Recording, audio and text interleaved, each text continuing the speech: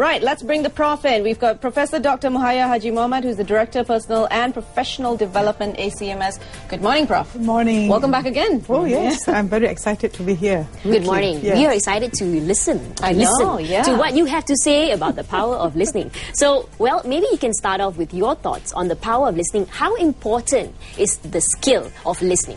Yes, it's very important. But before I start, I just want to give some reflection to the viewers. God gave us 2 ears and 1 mouth.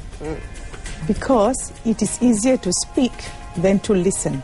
Right. Okay, food for thought coming right there for you. Yes. It's absolutely very interestingly Everybody wants to speak, very few want to listen. Yeah. Yeah?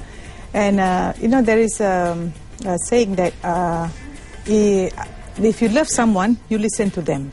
So there is a acronym called LOVE.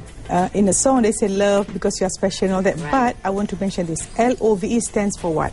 If you're in a relationship or with your children or with whoever is with you. L stands for listen. Listen to them. When you listen to someone, it means you respect them. Number 2, O, overlook their mistake. V, voice out your love or appreciation or acknowledgement or anything good about them, voice out. And E is constant effort. Make an effort to make sure your relationship is good with your husband, with your family, with your sibling, with your teacher, with your children.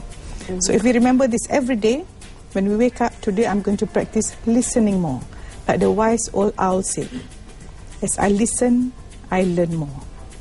You know? And there are 2 kinds of listening. One is passive, one is interactive. And he said just now, passive, just hear. Hear means scientifically just sound waves go into the ear and all the 3 small bones vibrate and you get sound. You hear, but you may not listen. So when you say passive listening, it's when you listen, but you just listen, just get it in, but not concentrating on what they're saying. Number 2, active or interactive listening, in which you listen with your eyes, with your ear, with your body, with your whole attention.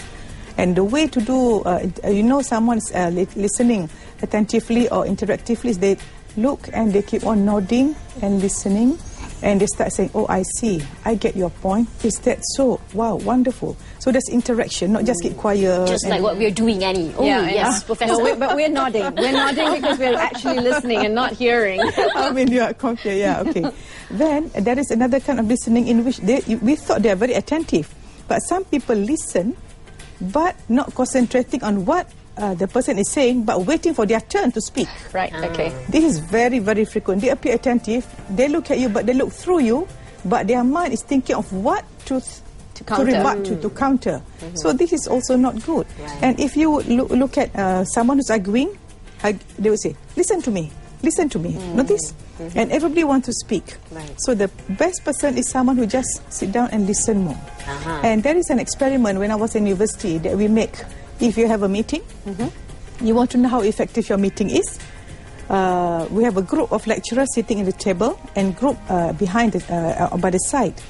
And the second group is told to do something, but we the one who's attending the meeting, do not know what they're doing. So we start having a meeting, an issue. What they did was, they actually draw the conversation of, there are 20 people, and we find that maybe only 3 arrows, constantly the same 3 people who are dominating. Always talking, only 17 were listening, only 3 talking. So you imagine how much knowledge and how much idea can be exchanged during this. Because not many people want to listen. And people sometimes in the meeting are so busy, they speak for the sake of speaking, just to make themselves heard. But I'm not sure whether actually they're giving any good ideas at all. So this is something as any management, whenever we have a meeting, we have a chart, or we can have, we imagine like the spotlight. Whenever someone speaks, the spotlight goes to that person. So that's a scary thought. Yes, scary thought. So we must say, oh, then we must try not too much spotlight on us. That's why in life they say, the more you focus on others, the less stressful you are. The more you focus on yourself, the more stressed you are. The more you focus on the giving, more happy you are. The more are trying to receive, the less happy you are. Interesting, very interesting. Oh, wow. I like that. Right. Now, Professor, Okay, I've been listening. I've been a good girl.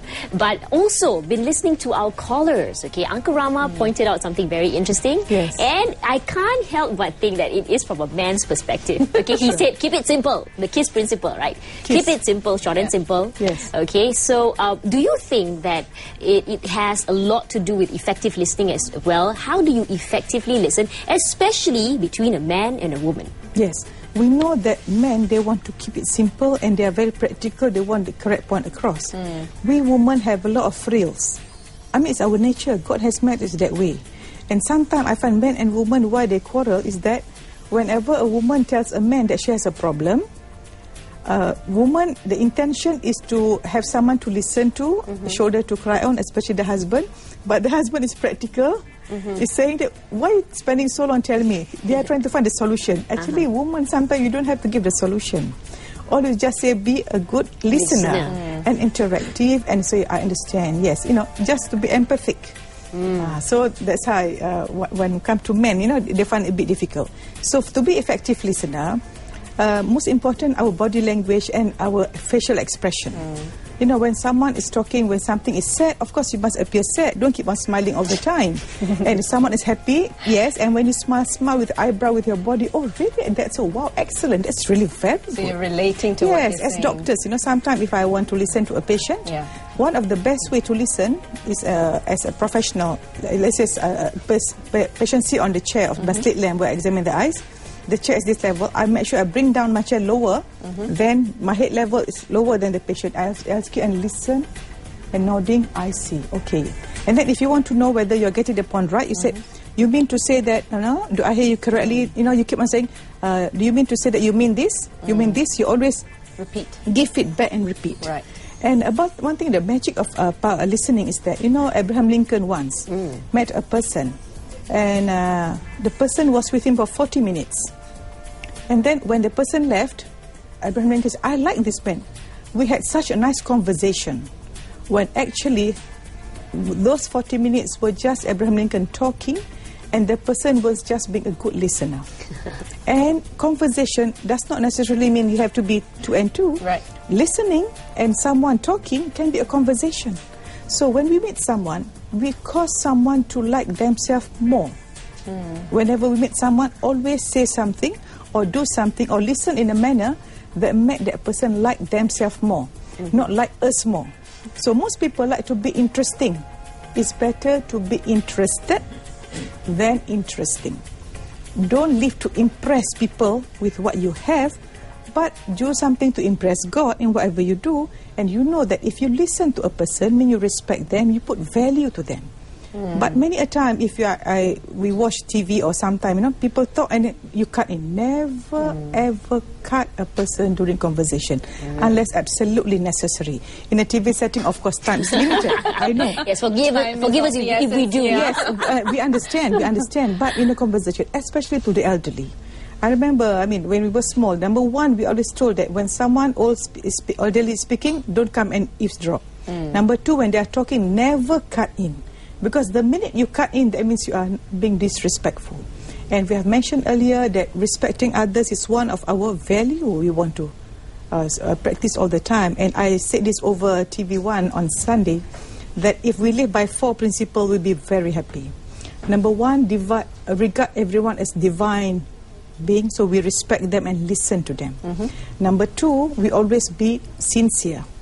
Sincere means we always hide our kindness as we hide our not so good points. You know, most people are very happy to tell what they are good at, but they keep their bad points. So sincere means you hide your kindness as much as you hide your bad points.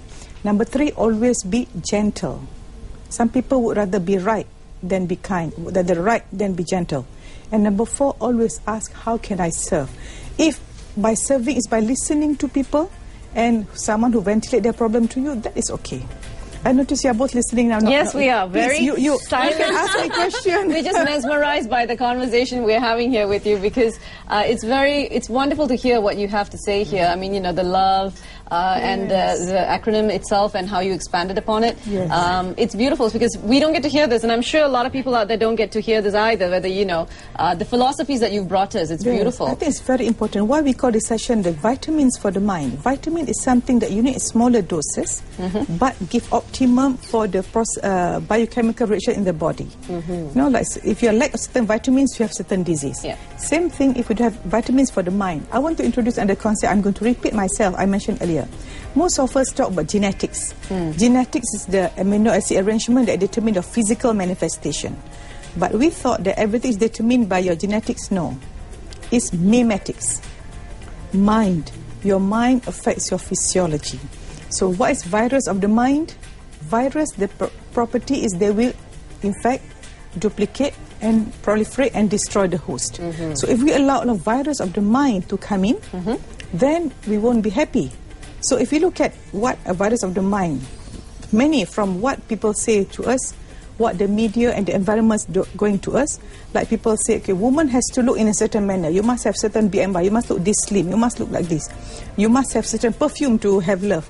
So all this leads to too much consumerism. So people become very materialistic. You have to have this handbag. You have to have this brand. If not, you're not who you are. So it's a very external-driven world. Right. Whereas we want to stress on Malaysians or the whole world now that you want to develop yourself individually, increase your self-esteem by developing yourself, and do a lot of self-reflection, self-examination, and self-correction.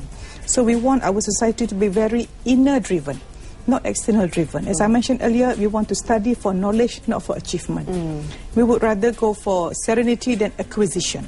Because the more you acquire, the less happy you are. I mean, like we ladies, we go do shopping too much. Let's say we buy 90% of ourselves. We won't be so happy. But if the moment we start giving to people, we feel good. Right. So this is something that, you know, vitamins, in this, I congratulate TV2 having such a marvelous section every week, how you actually give vitamins to destroy the virus of the mind. But I wish there will be more. So I hope the policymakers out there, whenever you have any TV program, any article, anything that you do, we ask, is this going to build the nation by building their mindset and heart set? That's right. It's interesting. Yes. Now, Prof, just actually coming towards what you just said about building the mind, the polling question we have is actually going to the younger generation and how this is applied to the younger generation.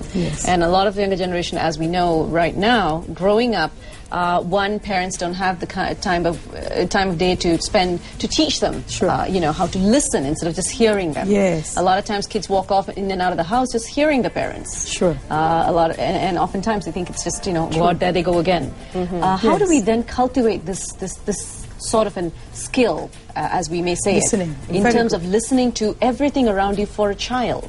How do you cultivate effective listening? How do you start off? Before we cultivate effective listening, first we must make the children feel good about themselves. Yesterday I had a patient whose son is almost now number 100 in the whole world of tennis. Oh, wow. Very, very good. He said, but still, my son feels he's not adequate enough, still he's not confident, still doesn't believe in himself. So I asked him, how often do you listen to him? Then, oh yeah. I'm sure you are like me. I was like that as a parent when my children were younger. Always telling them what to do. We hardly listen to them. We hardly ask, what do you think of this? What do you think of your future? Would you like to be this? What do you like to become? What, you know, let them speak. Let them speak. Because many a time, if you look at the teenager, the problem is because parents do not listen to them. We are always telling them what to do. Come on, they are individuals. Of course, they appear maybe 15, 16, but they're going to be future leaders. So why don't we give a role to them that you are someone who's great. So I told my patient that, please, when you see your son, you do 3 things every day. Appreciate, acknowledge, do not criticize. So he left and said, okay, doctor, I'm not going to criticize him. I think that's what he's been doing. Because he's very sport, he wants the son to be good all the time. So you're very driven in raising your children at home, like the sport game, trying to get the best hit for tennis. So again, for our children at home, and you are right, that we have to listen more and tell the children, okay, listen, I'm speaking to you, you listen to me first. So teach them how to listen. And when they speak, we listen to them. what we give is what we get. Most of the time, we expect people to do what we want to do, but we do not do what others want. Exactly. Right. So we are very self-ego. Yeah. And I mentioned again, what are the features of ego? Every day we ask ourselves, do I want to be a host to God or a hostage to ego? Ego means Ash got out. Everything is mine.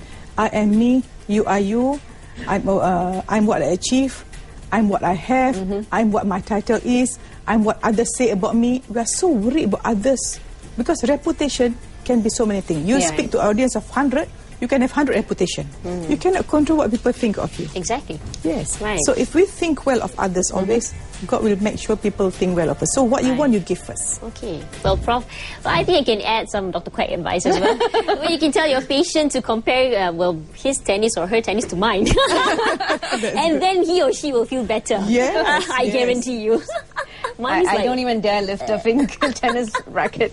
All right. Now, Prof, one last advice, if there is one, that you can give a very quick summary. Of what you can tell people out there as well as parents out there on cultivating the skill in themselves as well as for their children. So for listening, number one, always whenever you meet someone, ask, what's my intention of this meeting?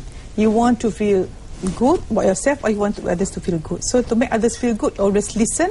So we listen interactively and appreciate them and always smile. And again, I say every day do 3 things. Think good thoughts, speak kind words, take good action. Fantastic. And every day make good decision and maintain good discipline to have a good life. All right. Well, thank you, Prof. Thank you.